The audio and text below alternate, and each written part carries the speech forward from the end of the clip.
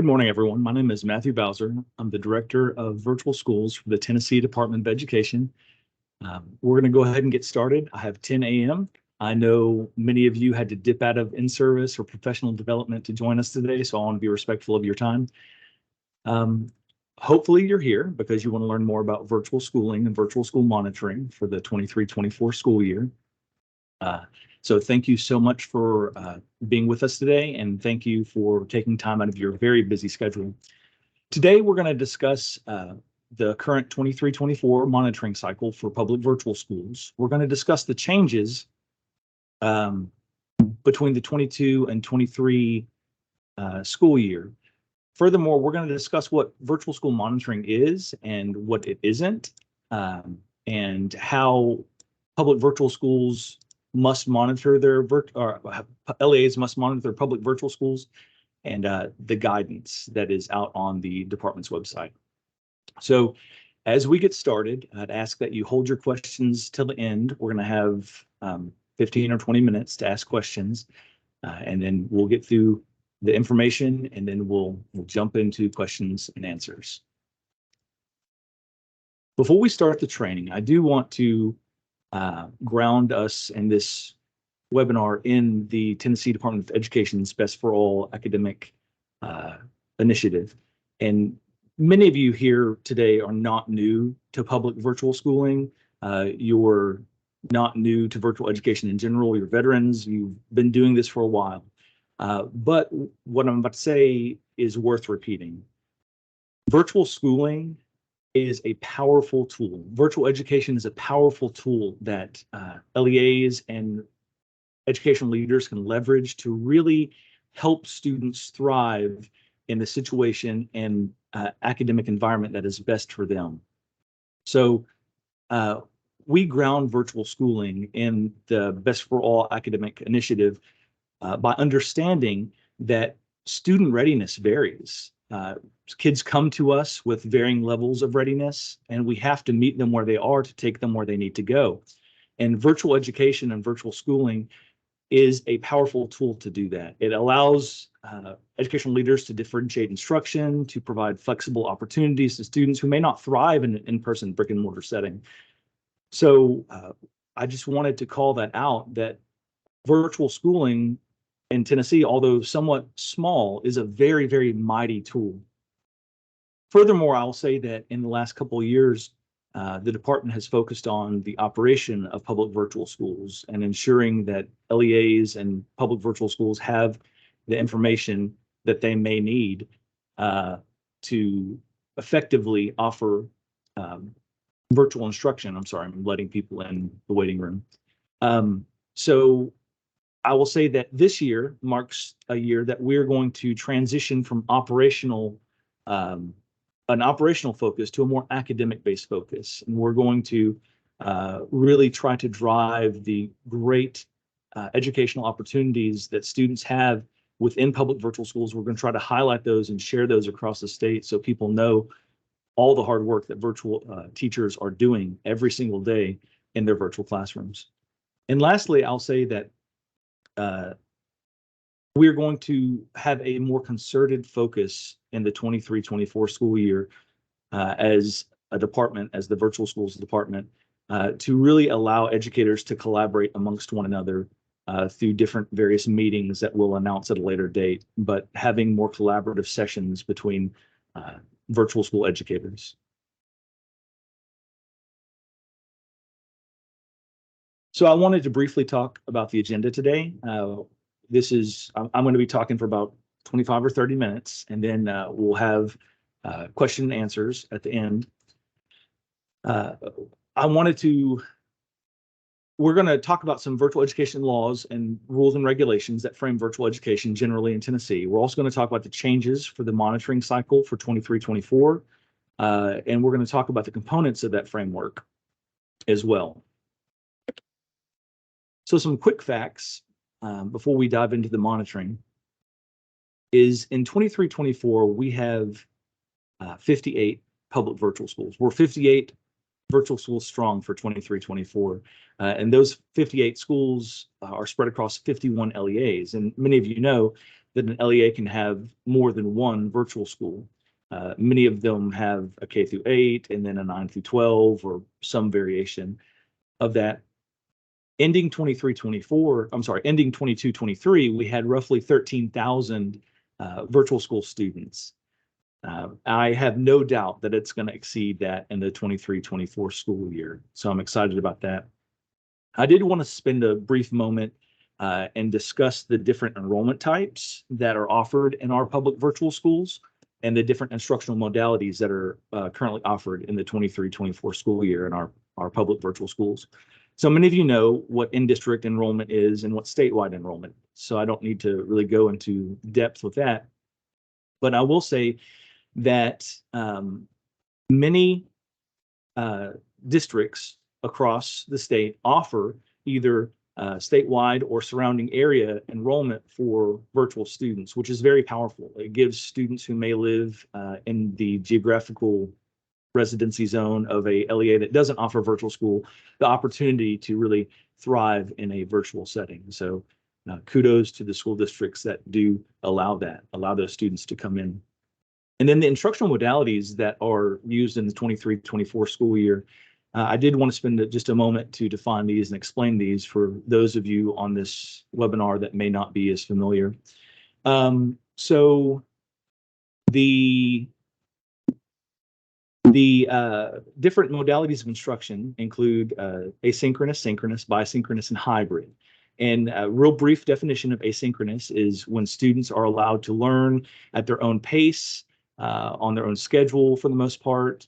And those students are not self-learning, but those students are being self-motivated to finish work, and they have oversight from obviously teachers of record and licensed teachers and administrators, but really they do a lot of their work on their own. Now, that doesn't mean they don't get direct instruction, but it's more on-demand direct instruction. And they don't have the schedule as a normal traditional school would have. They don't have like periods of the day that they would have to go and be in a certain spot at a certain time for the most part. There's some variations of that. So asynchronous is more self-directed, independent, on-demand learning. And then you have the synchronous model of learning where you have the students who are meeting in more like a Zoom or Teams classroom with a teacher, and then they have their fellow students around them. They can engage with discussion. It's more of a virtual classroom setting to where they're actually in a classroom with the teacher and students. And many school districts use that model as well. Now, I will say, as you can see by the graphic, that the majority of public virtual schools in Tennessee use a bisynchronous model of instruction. And that is a mix of synchronous and asynchronous instruction. And it's just dependent on the course or class and the teacher and the students. That it can go back and forth. So it's really flexible. And then we have the hybrid model or modality of instruction in which students are learning bisynchronously, which again is asynchronously and synchronously. And then they're also meeting in person for in-person classes. And I think that's pretty powerful. It gives students the ability to not only get their work at their own pace and work at their own pace and engage in on-demand instruction and lectures and direct instruction and modeling, but it also provides them an opportunity to be in person, face-to-face with their peers and their teachers. And I think it's a very powerful and interesting modality of instruction that is actually gaining traction in Tennessee. We're seeing more and more public virtual schools using the hybrid modality of instruction. I'm going to open the chat to make sure nobody is saying that they can't see or hear. All right, we're good. So let's kind of dive in. Let me open my notes again. Apologize. So I want to ground us in the laws and rules that govern virtual schools. And I'm not going to spend a lot of time on this because I know you've probably heard this or read this before, but I think it is important to note there are statutes and rules that frame virtual education in Tennessee. And 4916-201 through 215 is known as the Virtual Public Schools Act, and it frames the permissibility for LEAs to use virtual instruction in a school setting and make it a public virtual school. In State Board Rules 05200103.05, subsection 1, now you'll see that the 1 is in parentheses, and it's important to note that. That is the State Board of Education's promulgation of the rules in accordance with the Virtual Public Schools Act. Now, I said all that to say this. It's really exciting. July 1st, 2023 marks the date that 49-16-216 was repealed. And that may not seem like a big deal, but it's important because 49-16-216 was actually the part repealer to the Virtual Public Schools Act. So every year, the General Assembly had to vote whether or not to continue to allow public virtual schools in Tennessee. So beginning July 1st, 2023, that part is no longer, it's been repealed. The 49-16-216 has been repealed. So I feel like that is a positive stride forward for public virtual schooling in Tennessee and virtual education generally in Tennessee, because in my mind, it solidifies the legitimacy of it. It's not under review every year. We're there and we're rolling. So I do want to call out that there is a second section to State Board Rule that I mentioned a moment ago, and you'll see that in the parentheses with the 2, 05200103.05 subsection 2, and that deals with virtual education programs. So if you are a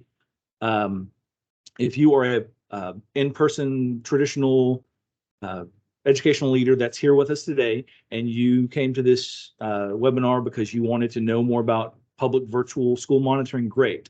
But the in-person brick and mortar schools that offer virtual education programs, a virtual education program is a course or series of courses offered within a brick and mortar traditional school.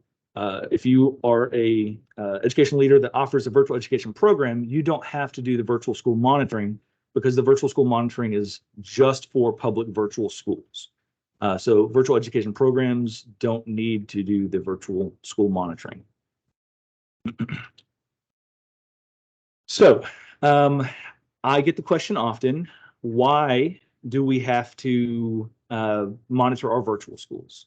And the answer is, it is in statute and regulation that LEAs have to monitor the virtual schools. So 49-16-213 and then State Board Rule 0520-0103.05 subsection B6, they state that LEAs must evaluate annually their virtual schools, and the evaluation of the virtual schools has to essentially designate the LEA's evaluation of the academic, fiscal, and operational viability of the school. So the reason the virtual school monitoring process and framework was originally created was to align to the statute and regulation. And we're going to talk more about why it was created later. Also, the evaluation must, yes, it must evaluate the academic, the fiscal, and the operational viability, but it also must be presented and sent out to the families of enrolled students. So a secondary question that I receive often is, why can't we just use the school improvement plan instead of using a different virtual school monitoring framework? All schools, all public schools in Tennessee have to do a school improvement plan annually. Why can't we just use the SIP to count for this evaluation of public virtual schools? Well, the answer to that is the SIP doesn't really touch on the fiscal and operational viability of a virtual school as the statute requires. And also, the SIP is, as you know, is a somewhat complex document, and it talks about annual gains, AMOs. It talks about a bunch of things that educators know all about, but families may not be as familiar with. So part of the regulatory requirement of virtual school monitoring is that the results of the annual evaluation of the LEA have to be sent to families, and those results should be easily digestible for those families. And we've worked on that for the school year. I'll touch more on that in a moment. But it's I don't think the school improvement plan, just like emailing them a copy of that, I don't think that would be something that they easily digest. And it doesn't really touch on the fiscal and operational viability of the school as well. So as we dive in a little bit further, we're going to kind of take an overview of virtual school monitoring generally, and I'm going to go over the purpose of why we monitor our virtual schools. I say we, I mean the LEAs. So let me give you a high overview. Annually, LEAs, which is the school district, has to evaluate their virtual schools. Now, why? Well, one, it's in statute. We've already talked about that. Regulation talked about that. But I think more importantly, it really drives reflection. It really drives conversation.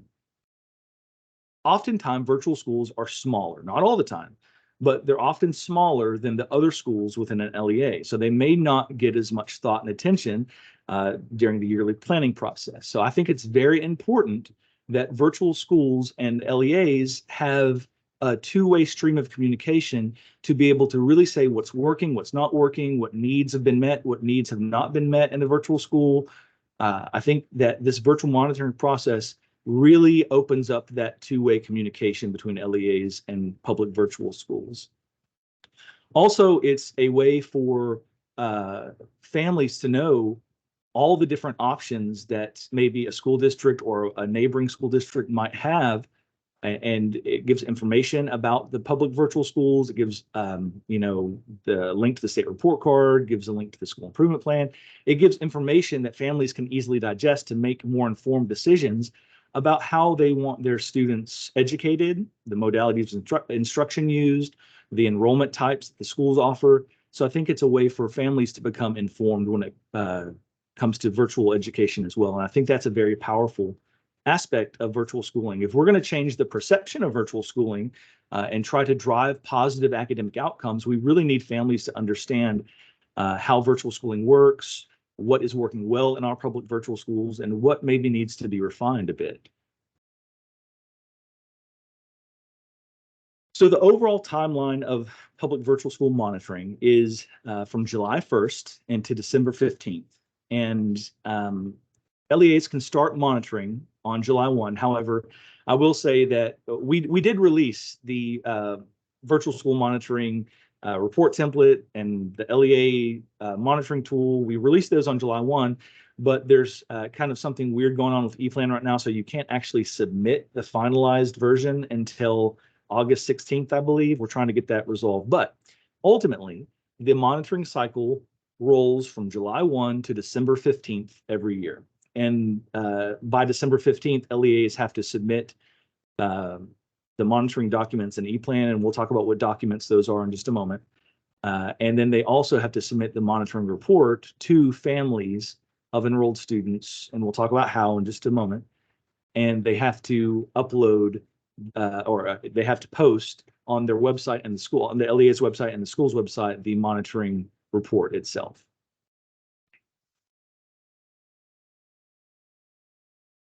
So changes for the 23-24 school year.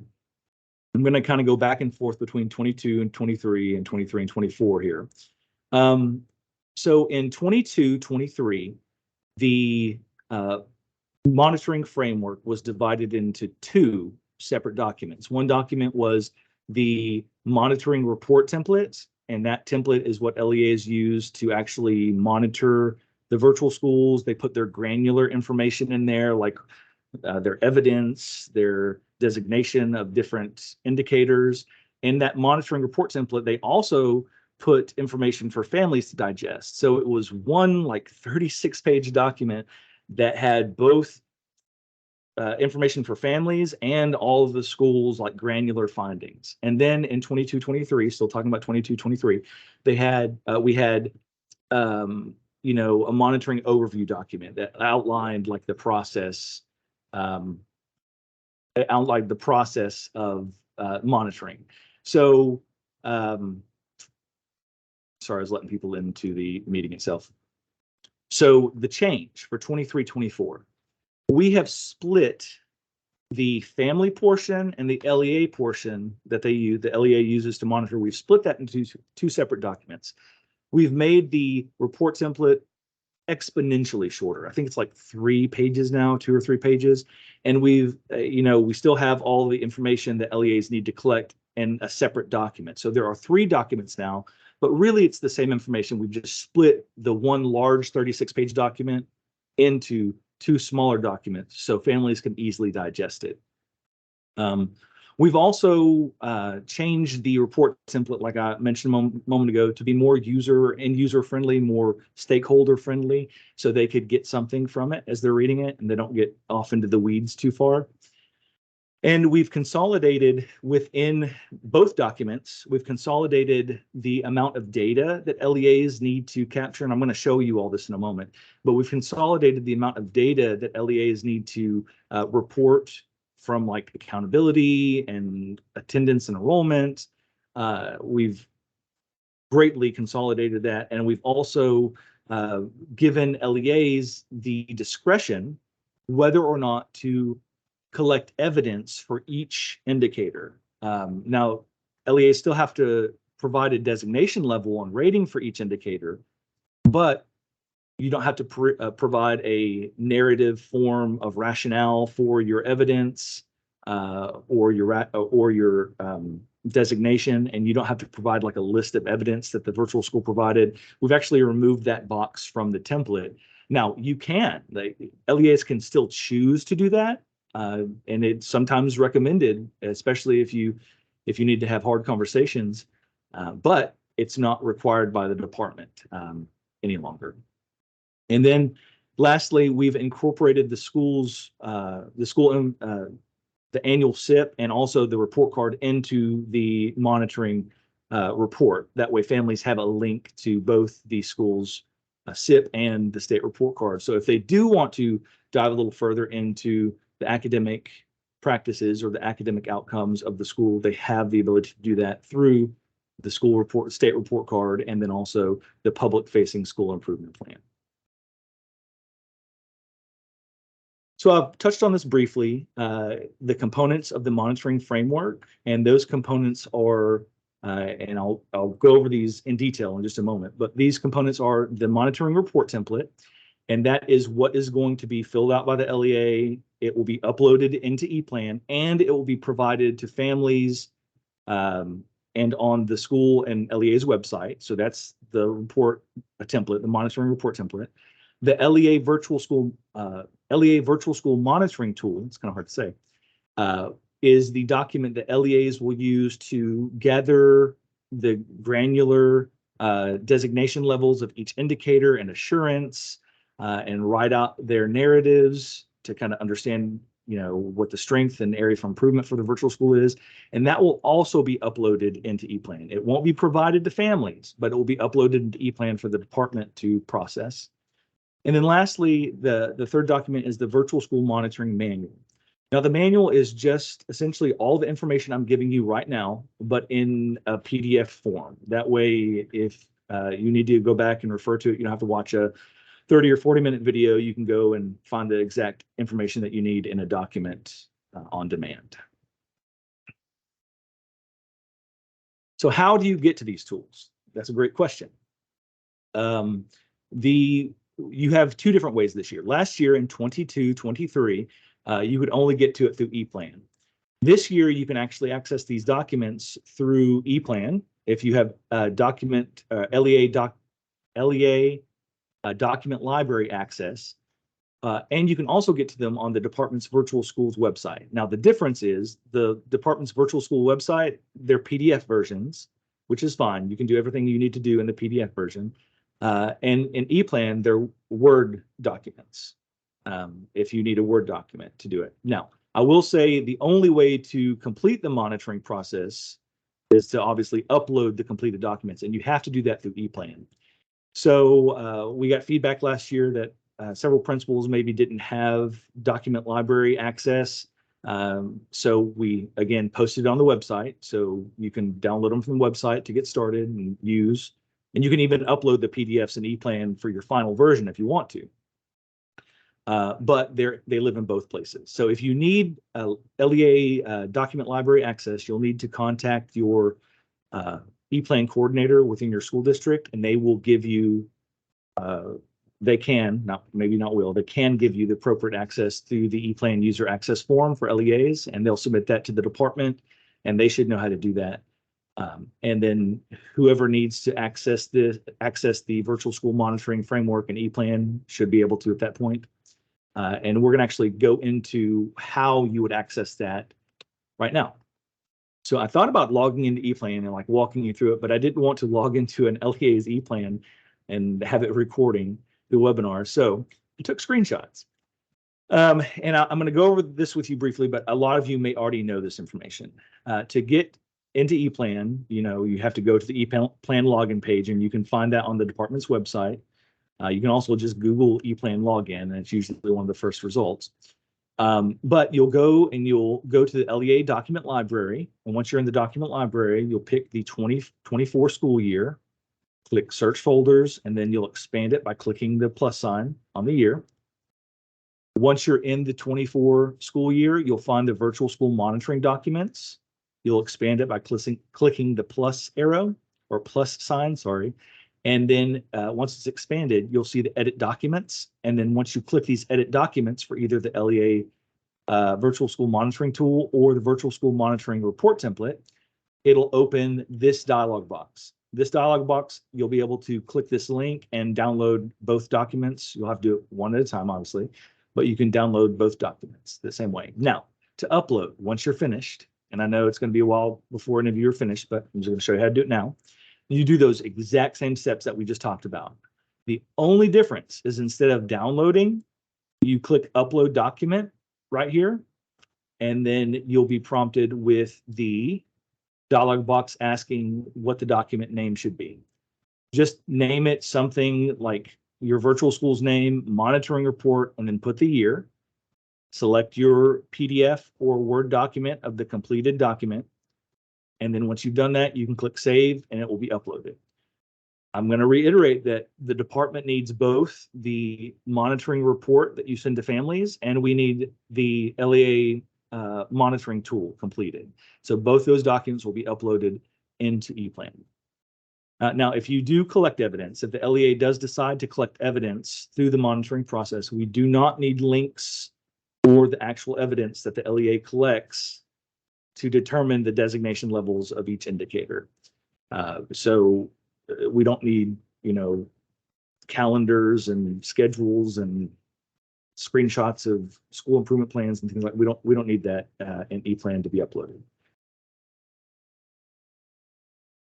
All right, so I have slides that go over the LEA virtual school monitoring tool, but instead of going through slides, what I want to do is I want to go to the actual document, and I think this would be a better use of our time. So I'm going to drag this down, and you should now be able to see the LEA virtual school monitoring tool. So I'm going to kind of reiterate, this tool is one of 3 documents. This tool is what the LEAs will use to do the granular monitoring of the virtual school. This is where the designation levels live. This is where the different indicators, domains, assurances live. This is where LEAs will work to do their monitoring. So I'm going to go over it kind of quickly. A lot of it's self-explanatory, and some of you have already been through this process, so you totally know what's going on. So you put the school year, which would be 23-24. Now, this has been shortened quite a bit for this school year. Put the school name, pretty self-explanatory. Years in operation, which is going to be however many years the school's been open. Current enrollment, so whatever your current enrollment is, put in there, and the grades you serve. You serve K through 12, K-12, 9-12, whatever the case may be. And the enrollment type that you use in district, out of district, and statewide, and these are all defined in Appendix A of the manual, if you want to go find it there. And I think the Appendix A is in this document as well. And then also we're asking, this year is a little bit different, but it's not hard. We're asking for the primary instructional model by grade. We've been asked this several times actually at the department, what schools offer what type of modality and what grade levels.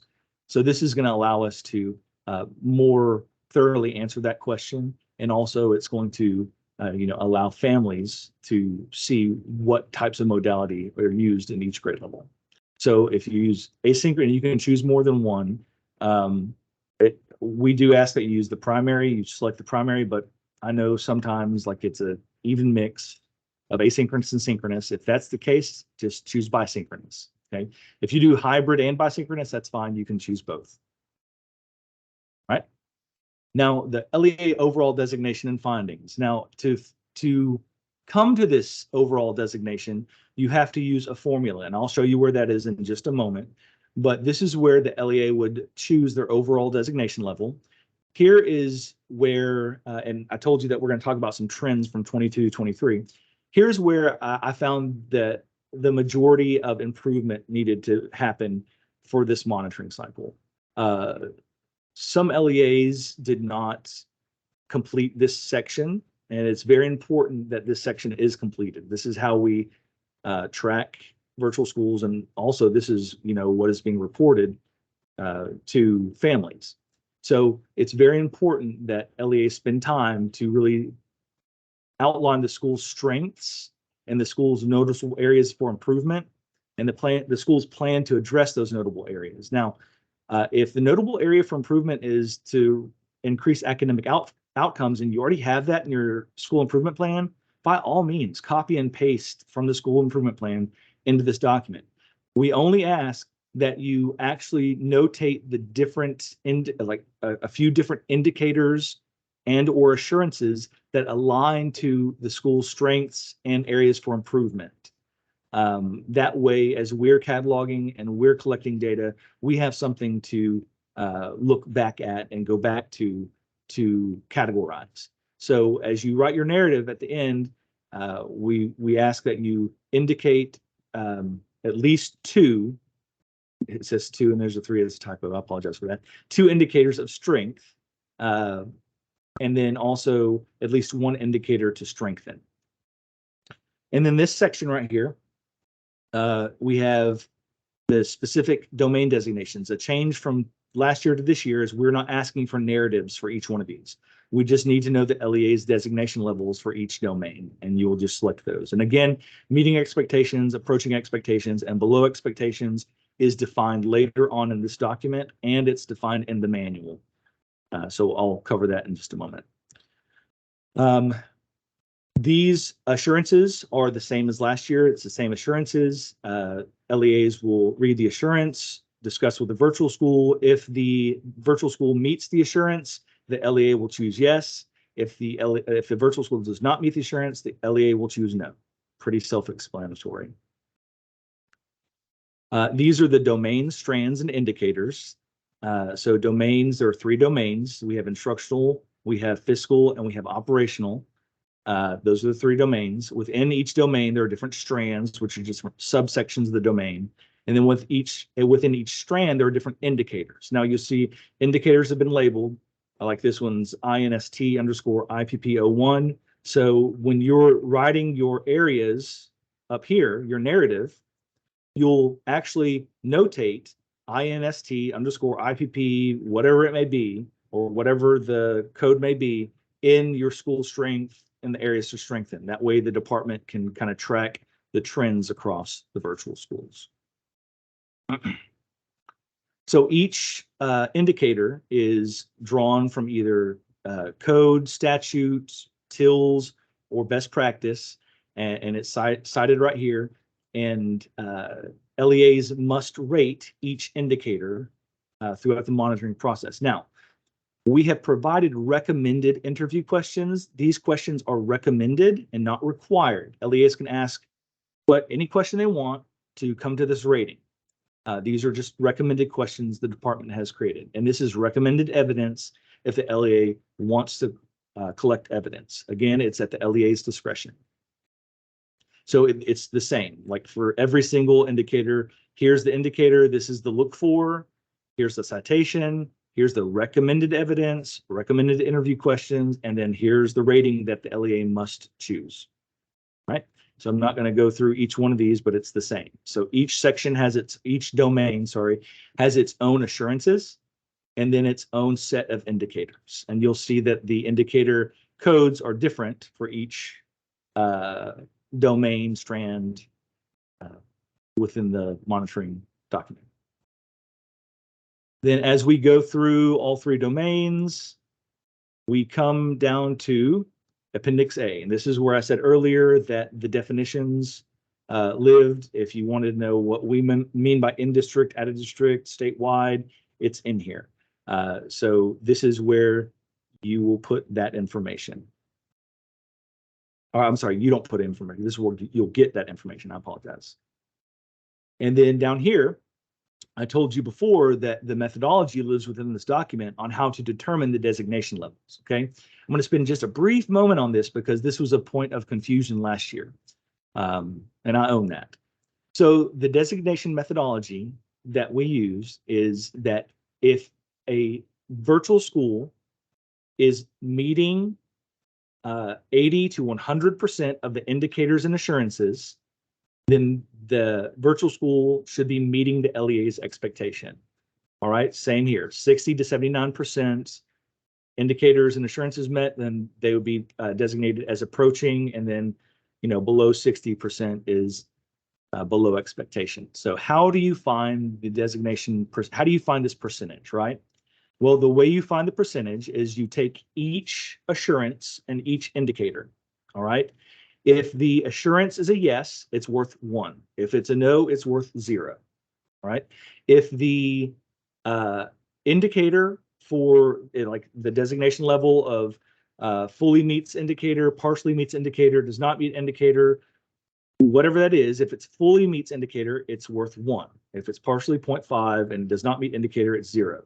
So those assurances and indicators throughout the monitoring document, you'll take those and you'll determine how many of those were applicable. Like if an indicator is not applicable, if it's a K-8 school, I'm asking about grad rate, or the monitoring is asking about EPSOs or something, and you don't have those because you're maybe a K-5 school, then you know that indicator is not applicable. So you just would choose not applicable on it. Now, as you determine the designation level, you'll use this formula. So the designation level is the sum of indicator ratings and the sum of assurance ratings, so however many 1s and 0.5s you got, all right, divided by the number of applicable indicators and the number of applicable assurances, all right? Each assurance should be applicable, actually, like each assurance you should answer. And then you multiply that by 100, obviously, to get a percentage, or, you know, you can use the decimal if you want to. And then you'll align it to the level here. And then that level is checked, and I apologize for scrolling, I'm probably making some of you seasick here. And that level is indicated right here. So I can't say how many monitoring reports I saw last year that these weren't checked. So please check the boxes up here as to what overall designation the school has received. All right. And that, and I'm going to go over one more section of this document. Nope, that's it. All right, so that's this document in a nutshell. And again, this is the LEA monitoring tool. And I'm 32 minutes in, and I promise I don't have a lot more to go over. Now, this document is the actual monitoring report template that will go to families. This is very short and to the point. You put your school name in here, school district and school year, self-explanatory. Same thing, whatever the LEA chose on that last document, you just copy it over here. You just like choose whichever one of these designation levels, and then you would simply copy and paste from that LEA document onto this document for the area of strength and area for improvement. And note that the school's path for improvement isn't on this document. We felt that this school strength and areas for improvement were, you know, probably more important to families. And then lastly here, or not lastly, you'll have this school state report card. You'll take, you can follow this URL right here. And this URL right here will lead you to the landing page for the Tennessee State Report Card. You find your school, and then once you find your school, you delete this text right here, all this text, and you drop the URL for your school into this field. Same with your school improvement plan. This is the link to the public-facing plans. Go find your school, drop the link into this, this field right here. All right. Now, lastly, operational information. We've greatly reduced this. Previously, we asked you to essentially copy and paste almost everything from the state report card into this document, which was a bit cumbersome and confusing. So this year, what we've asked you to do is we've asked you to put the school's name, years in operation, pretty straightforward, total current enrollment, grades served, the date the school begins. That means like the date that you start accepting enrollment each year, and the date the school stops accepting enrollment. Now you can put like a short narrative here. You can say like, some schools do, you know, a week after first semester and a week after second semester, or whatever the case may be. You can put that in here, or you can put hard dates if you want. This is the enrollment types. And those were defined in that previous document if you need to go back and look at that. And they're also defined down here in this appendix, a very shortened appendix, because a lot of the words weren't needed for the report. They were needed for the monitoring itself, but not for the report. And then the school's website, post the website here. And then the, sorry, I already said this, types of enrollment. And then here's the instructional model by grade. And that's the same thing you did on the other document. So it's pretty straightforward. I think this is going to be a better option for families to digest. And for LEAs to be able to use to promote their virtual schools. And then lastly, and I'm going to tab over to that one. This is, and I'm not going to go in depth because I've already covered this, but this is the virtual school monitoring manual. This is the third document. LEAs don't have to complete anything in this document.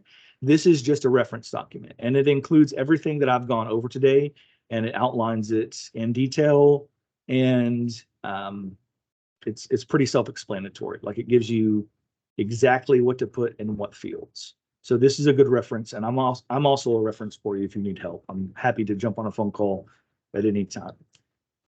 So I'm going to hop back over to the slide deck because we're going to wrap up because we're at almost 40 minutes now. Okay, so I'm going to kind of skip through some of this because we went over it as we were going over the documents, over the strands and domains, designation methodology, liquid ratings. All right, I think we're heading to that part of the, let me get to the slide deck itself and skip a lot. All right, so here we go. We're going to start right here, and I'm going to have to switch my screen over once it's thumbs up. There we go. All right, so I want to recap a high level, okay? Monitoring starts on July 1. It's due by December 15th. The documents that you have to complete are the monitoring report template and also the LEA document, the monitoring document. There's nothing that you need to do on the manual, just for reference, okay? You have to post on your website and distribute to families and upload into EPlan. You have to distribute to families, upload an EPlan, and post on your website the monitoring report template, the shorter one for families, by December 15th. Now, by December 15th, you also have to upload into EPlan the LEA monitoring tool, the completed LEA monitoring tool. That does not go to families, though. We'll review the final reports, and if we need to reach out to you for any kind of completion requirements, then we'll reach out to you directly. So that is virtual school monitoring overview. If you have questions, I'm more than happy to field those now, or you can email me or call me. Here's my phone number and my cell phone number. I think that this year is going to go pretty smoothly, if I'm going to be honest. Last year went relatively smoothly. We have, this year we have 4 new virtual schools, so that's good. And I see them here, so that's even better. So we have 4 new virtual schools, but most of you are, seasoned veterans at this point. You're grizzled veterans, right? So I think that you're going to go through this really easily, and you're not going to have a lot of questions. But if you do, or if you have thought partnering you need to happen, that needs to happen, feel free to reach out. Now, if you want to ask questions, feel free to drop them in the chat, and I will field them as they come in. I'm actually going to stop recording, though, so we can use this recording on the website.